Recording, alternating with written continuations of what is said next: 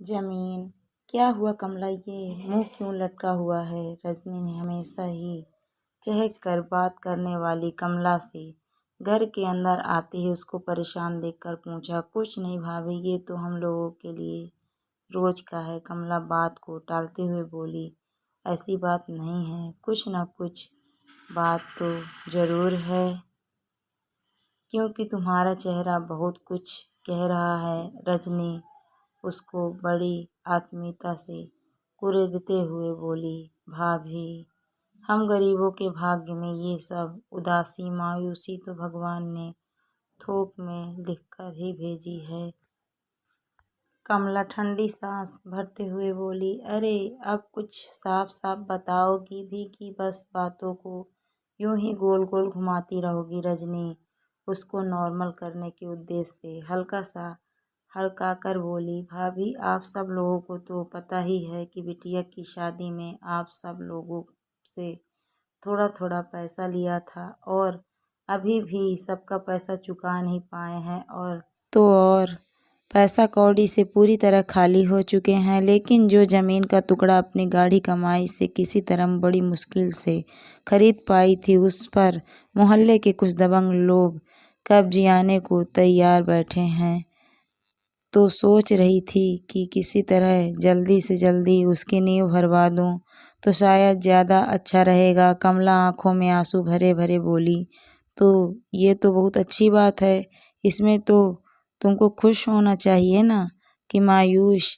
भाभी पास में पैसे भी तो होना चाहिए खुश होने के लिए। बस इसीलिए अपनी झुमकी बेचने के लिए लाई थी। सुनार को दिखाया तो 10,000 कीमत बताई। रघु ने बड़े अरमानों से मेरे लिए बनाई थी, लेकिन बेचनी तो पड़ेगी ही, क्योंकि कुछ पाने के लिए कुछ तो खोना पड़ता है।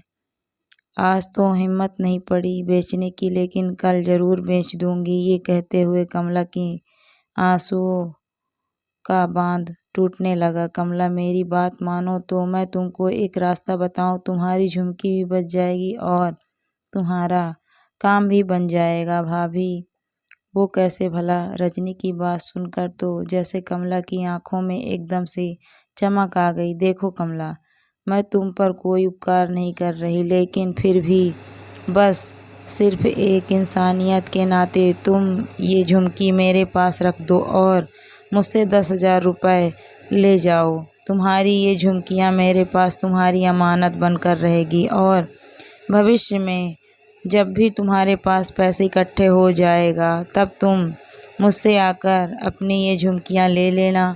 लेकिन भाभी आप ब्याज कितना लेंगी? क्योंकि मैंने सुनार से ये झुमकियाँ गिरवी रखने के लिए कहा था, लेकिन उसने तो ब्याज ही बहुत ज़्यादा बता दिया।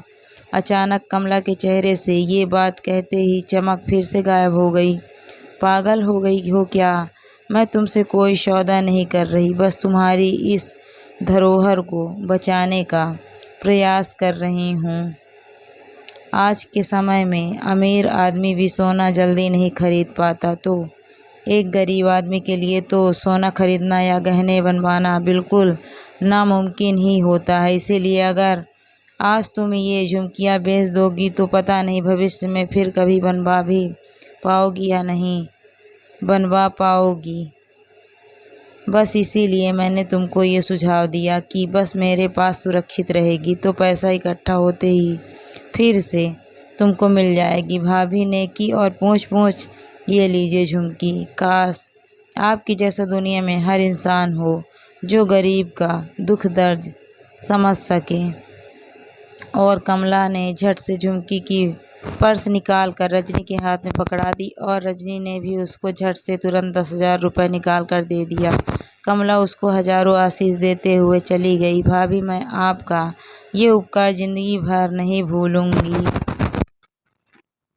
कमला एक शुद्ध संकल्प के साथ बोली, अच्छा ठीक है, अब ज़्यादा प्रशंसा करोगी तो मैं सचमुच आसमान में उड़ने लगूंगी। और रजनी के चेहरे पर कमला की झुमकी बचा लेने का अपार संतोष झलक रहा था।